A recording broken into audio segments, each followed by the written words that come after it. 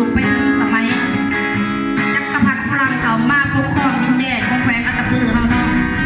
คือว่าตอนนั้นข้าพเจ้าก็คือสิเป็นยังเป็นลมเป็นแดดอยู่แหละอันนี้เป็นร้องเพลงอันคุณแม่เพราะว่าแม่ก็พอได้พัดผ่ากันในตอนสมัยสงคราม